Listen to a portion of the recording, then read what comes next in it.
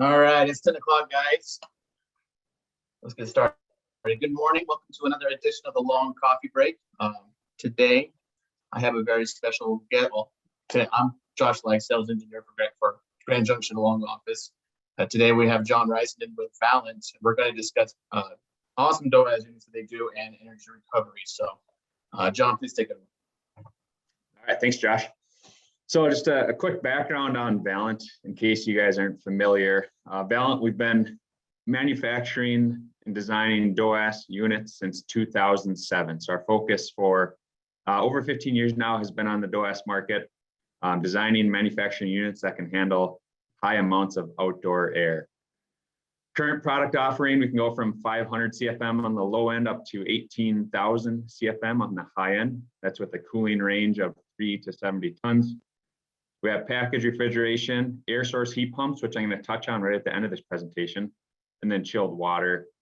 For heating, we can go up to 1200 MVH on the furnaces. So we have gas heat, electric, hot water, and then the heat pumps as well. And then our units are available with or without energy recovery. And I'm going to dive into the energy recovery piece now. So with DOAS units, you're handling high amounts of outdoor air. I think in your applications out there, you're probably anywhere from -20, -30 in the winter, up to 95, 100 in the summer. That's a lot of extreme conditions to handle, to temper, and you have to handle everything in between. So energy recovery can cut down the extremes for you and get you into a more manageable and energy efficient operating range. We have two main types of energy recovery. These are the two most common in the industry.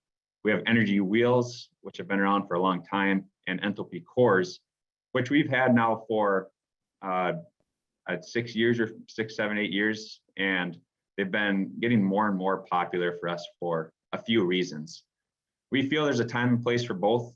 Both are good options, and I'm going to get into the pros and cons and some of the details now. So first, why use energy recovery?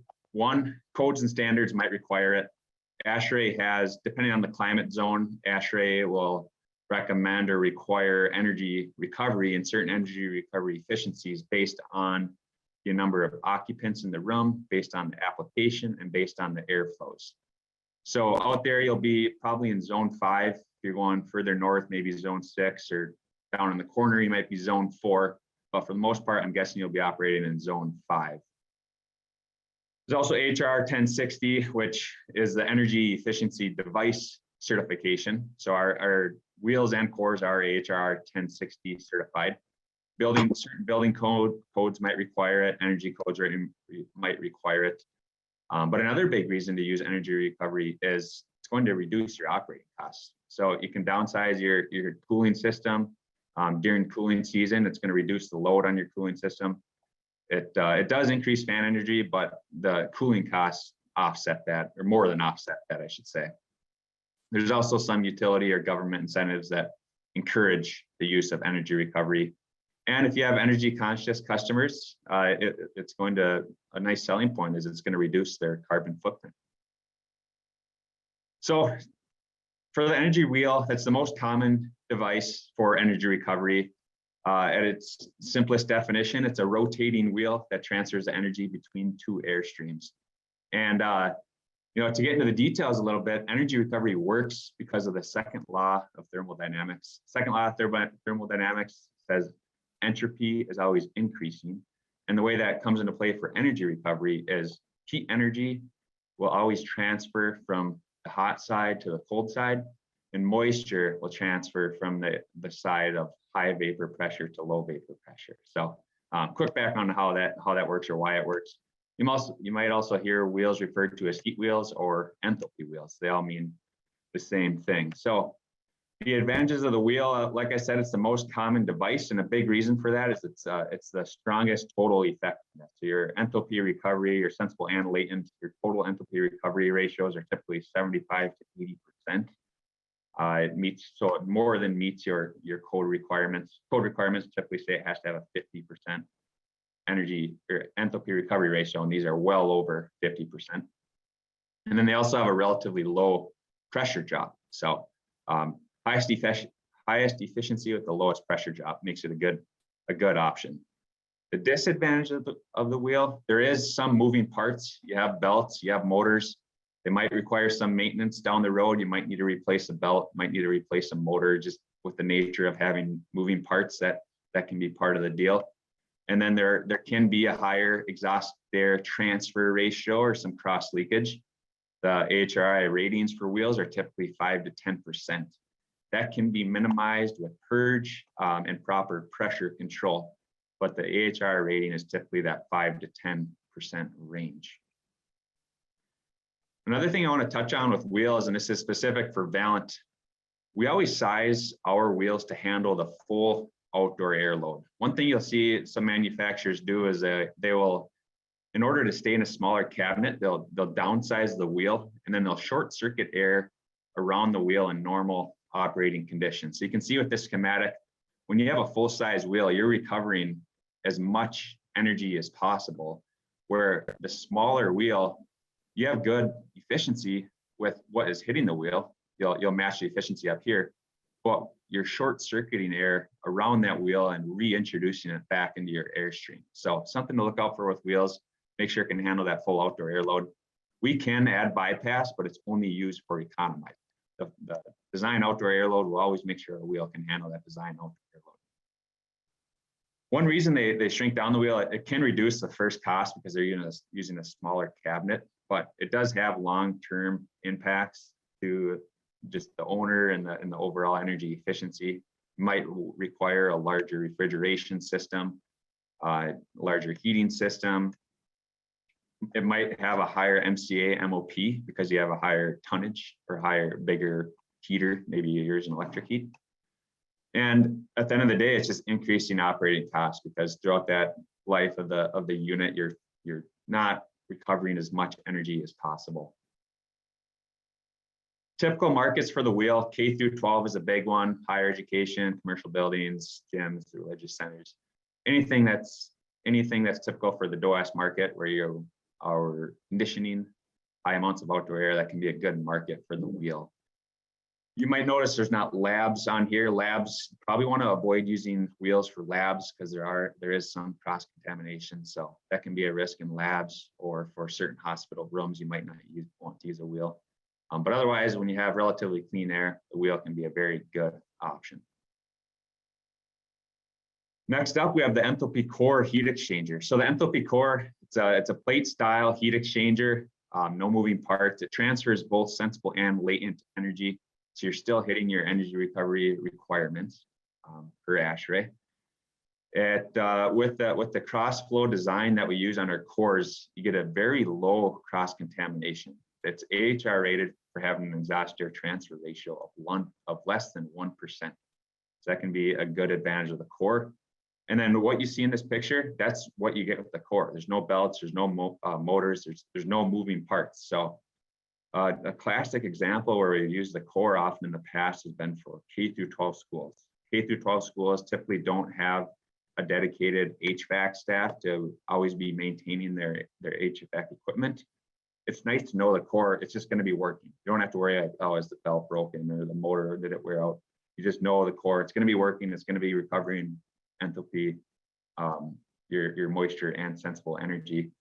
And if you have a staff that's ambitious, they can go up once or twice a year and rinse it off with the garden hose because it is water washable, freeze tolerant.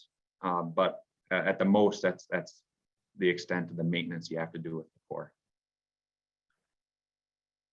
So this is our core. Outdoor air will come in from the bottom, exhaust air will come in from the other side.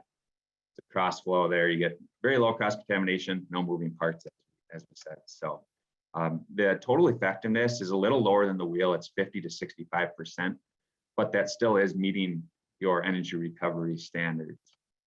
And then it maximizes the uptime. You never have to worry about the wheel being down for certain periods of time. It's going to be recovering energy. And then, like I said, you can rinse off the garden hose. It's frost tolerant. It can handle freeze thaw cycles, and so good robust option. The disadvantages of the core, it is larger than the enthalpy wheel, so it's going to require additional footprint. It's less effective and it has a greater pressure drop. So those are all things to consider with the core. The big two advantages to counter those: no moving parts, low cross contamination.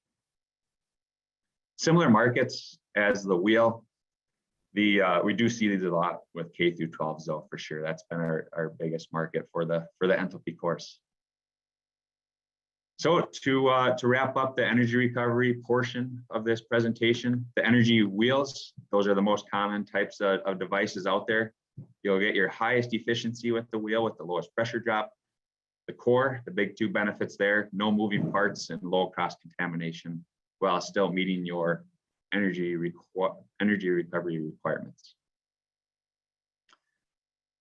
To flip gears here for the last few minutes of this roughly 15-minute presentation, I'm going to dive into another sort of related, sort of unrelated topic, and that's the air source heat pump. I know with DOAS units, they're doing, you know, a big piece of being green or as energy conscious as possible as energy recovery. But another piece of that is the air source heat pump. So I know in Denver, they've been looking pretty hard at the electrification codes. We're seeing that around the country. We saw it in Boston, we saw it in New York. We're seeing it on the West Coast. So heat pumps can be a very good option for those new requirements coming out. Our air source heat pump, it's available from 5 to 30 tons, up to 9,500 CFM. And then you can also get it with supplemental or backup heat. So our air source heat pump, it will run in heating mode down to an ambient temperature of 10 degrees. Below 10, you would want another heat option. So that can be electric, gas heat, which with the electrification code, I don't know if they'll always allow gas heat, but that is an option. And then you can also do it with hot water. So air source heat pumps are interesting to me. I mean, they look exactly like a package refrigeration system, except that instead of just doing cooling, now your package refrigeration system is doing cooling and heating. And it's doing that with the reversing valve. That reversing valve will change or reverse the flow of the refrigerant. And so now instead of cooling the air, you're heating the air. And instead of pulling heat out of the supply airstream and dumping it into the ambient air, you're actually pulling heat out of the ambient air and dumping it into the supply airstream, which is pretty fascinating to think about, that you can pull heat from 10 degree or 15 degree air. To me anyway, that's very, very fascinating, but it's been a good technology for us now for a couple of years, and it's been working well. So a couple of terminology changes to consider or to look out for with air source heat pumps. Typically the coil that you have inside the unit for a normal refrigeration system, typically we call that the DX coil or the evaporator coil. In cooling mode with the air source heat pump, that still is the evaporator coil. But when you're in heating mode, now that's the condenser coil. The outdoor coil, typically called the condenser coil. In cooling mode, it's condensing, but in heating mode, that will be your evap coil. So that's a quick rundown. We can go into all these topics and into more detail for sure. And then along those lines, we have key DOAS features that are included on all of our units that we can dive into more in depth. But with that, I will turn it over to Josh. Awesome. Thank you, John. Really appreciate the time. Just so you guys know, get a hold of your long salesman to have a more extensive view into what Valent can offer. Tons of offerings there, tons of information to go through. It's kind of hard to go through it all in 15 minutes. So, and then stay tuned for next week where we're going to have Chris Visconti. He's going to be going over some steam boilers with Mura. So thank you very much for your time and have a good weekend.